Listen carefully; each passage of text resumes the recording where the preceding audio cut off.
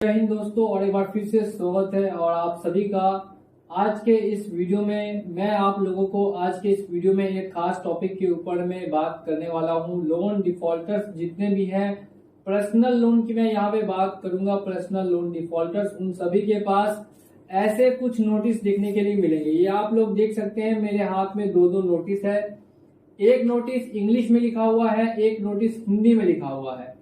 तो मैं आज के इस वीडियो में जो हिंदी का नोटिस है, और आपको हो सकता है कि नोटिस जो है वो इंग्लिश में भी मिले, ये नोटिस आपको व्हाट्सएप के जरिए, मेल के जरिए या फिर किसी और अदर सोर्स से आपके पास पहुंच सकता है।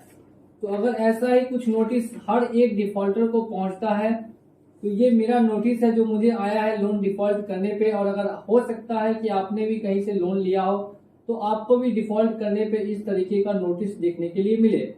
तो अगर ऐसा कोई भी नोटिस आता है तो इस नोटिस में क्या लिखा है और क्या क्या बातें आपको ध्यान रखनी है और क्या सच है और क्या झूठ है, इसके बारे में डिस्कशन होगा आज के इस वीडियो में। तो वीडियो को लास्ट तक वॉच करते रहिए, बहुत ही इंपॉर्टेंट वीडियो है। साथ ही में अगर चैनल पे जितने भी लोग नए हैं जिन्होंने सब्सक्राइब नहीं कर रखा है तो वो लोग चैनल को सब्सक्राइब करके और बेल आइकन को प्रेस कर दें। देखिए, सबसे पहले तो यहाँ पे रेफरेंस नंबर यानी कि संदर्भ संख्या लिखी हुई है, मेंशन की गई हुई है। नीचे में नाम और पूरा पता लिखा होगा सेवा में, उसके बाद नाम और पूरा पता। ये मेरे पास आया है अटॉर्नी ARNS एडवोकेट्स के द्वारा।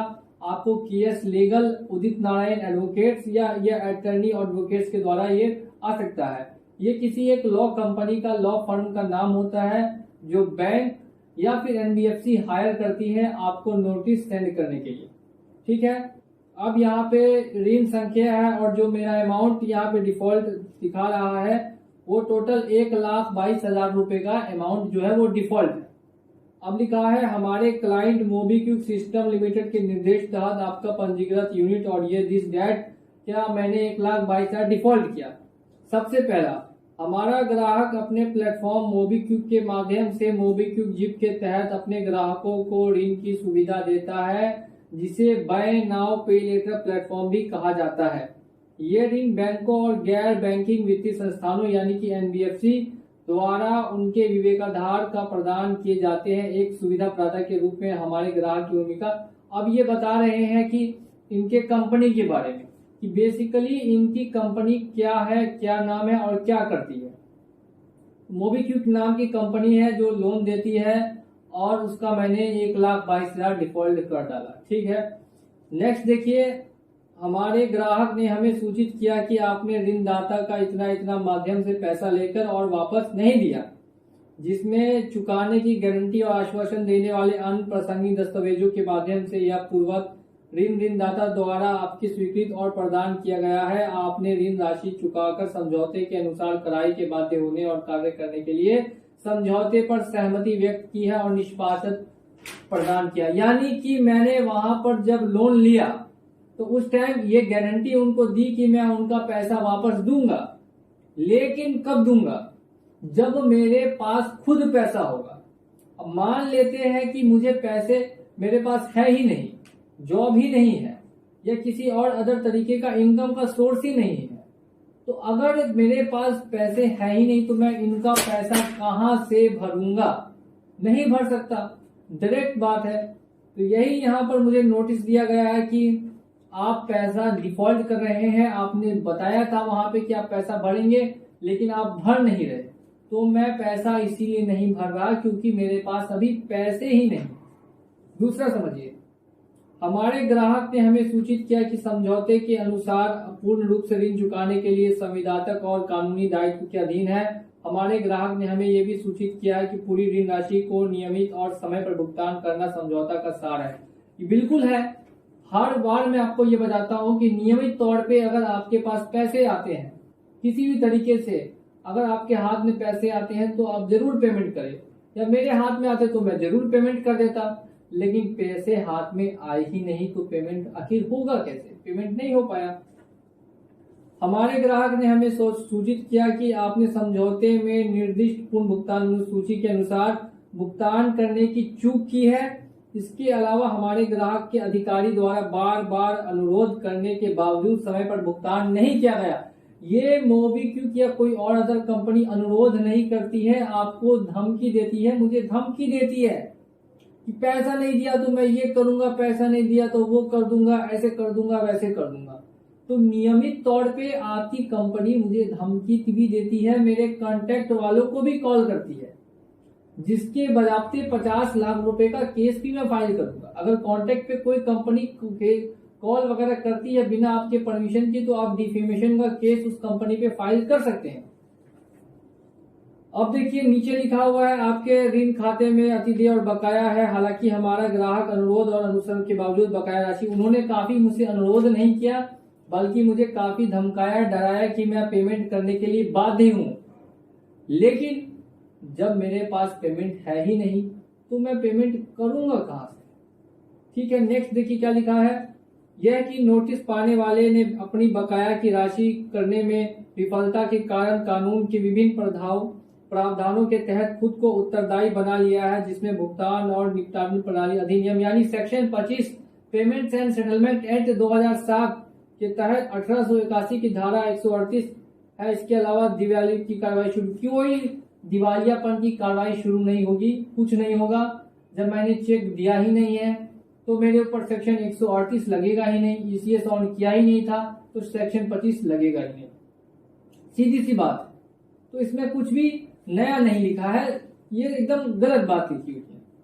नेक्स्ट देखिए कि आप नोटिस पाने ने आपको गलत लाभ और हमारे मुवक्किल को गलत नुकसान पहुंचाया है, जिससे भारतीय दंड संहिता की धारा 405 के तहत विश्वास के आपराधिक उल्लंघन के लिए भारतीय दंड संहिता की धारा 415 के तहत धोखा देने के लिए खुद को उत्तरदायी, यानी मेरे ऊपर सेक्शन 405 चीटिंग का केस, मेरे ऊपर सेक्शन 415 यानी कि मैंने इनका विश्वासघात किया, धोखाधड़ी, इसका केस, और उसके बाद सेक्शन 422 के तहत बेईमानी का केस। ये सारी केस की ये मुझे बता रही है कि अगर मैंने नहीं दिया तो ये तीनों केस मेरे ऊपर डालेंगे। कोई केस मेरे ऊपर नहीं डलाएगा, मैंने किसी तरीके की बेईमानी या फ्रॉड नहीं किया, या ये जो नोटिस आया है इसमें जो बातें लिखी है वो बिल्कुल भी सही नहीं लग रही। एक तरीके से मैंने लोन डिफॉल्ट किया, मैंने कंपनी को अपनी तरीके से एक मेल डाला कि भाई साहब मेरे पास अभी पैसा नहीं है, मैं पैसा जोड़ूंगा, आपको लाकर पटक दूंगा, नहीं होगा तो सेटलमेंट करूंगा, क्या कर सकता हूं, मेरे पास पैसे ही नहीं है। तो ये बात मैं कंपनी को ऑलरेडी मेल कर चुका हूं, तो मेरे ऊपर कोई धोखाधड़ी का केस फाइल नहीं होने वाला है। तथ्यों और परिस्थितियों को ध्यान में रखते हुए आपको इस नोटिस की प्राप्ति की तारीख के 3 दिनों के अंदर दंडात्मक ब्याज के साथ और अन्य शुल्क के साथ पूरा का पूरा भुगतान करना है। और भुगतान का यहाँ पे ये नंबर दिया हुआ है, या फिर आपको इस लिंक पे क्लिक करके भुगतान को करना है। तो अब आप लोगों के मन में भी ये सवाल जरूर आता होगा कि ऐसा अगर आपके पास नोटिस आता है जिसमें लिंक भी दिया हुआ है, सामने वाले एडवोकेट का नंबर भी दिया है कि उसको कॉल करके संपर्क करें, जिसमें इसमें तपन पॉल जी का नंबर दिया हुआ है और उनका मोबीक्विक का आईडी दिया हुआ है, बता रहे कि इनको कांटेक्ट कीजिए और कांटेक्ट करके हमारा पेमेंट आप जल्द से जल्द करवा दीजिए। नेक्स्ट है, यदि आप इस नोटिस के उल्लिखित उपेक्षित भुगतान करने में विफल होते हैं तो उपलब्ध कठोर आपराधिक और अन्य कानूनी का उपायों की प्रवृत्ति में उचित कार्रवाई करने का अधिकार रखता है। केवल आपकी कीमत और जोखिम पर इससे जुर्माना लगाना, कारावास की सजा या दोनों शामिल है। यानी मेरे ऊपर कार्रवाई होगी, मुझे जेल जाना होगा और साथ में कारावास यानी कि जेल होती है और साथ में मुझे जुर्माना देना होगा इनको। तो मैं बता देता हूँ, जब पैसे नहीं होते हैं किसी तरीके का कोई भी बैंक या एनबीएफसी पैसा वसूल नहीं कर सकता। अब ऐसे नोटिस में 3 दिन का मुझे टाइम दिया गया है और अगर नहीं मैं 3 दिन में देता हूं तो यहाँ पर मेरे खिलाफ कानूनी कार्रवाई होगी। तो मैं यहाँ पे साफ साफ बताता हूँ कि ऐसे नोटिस के साथ मैं क्या करता हूँ।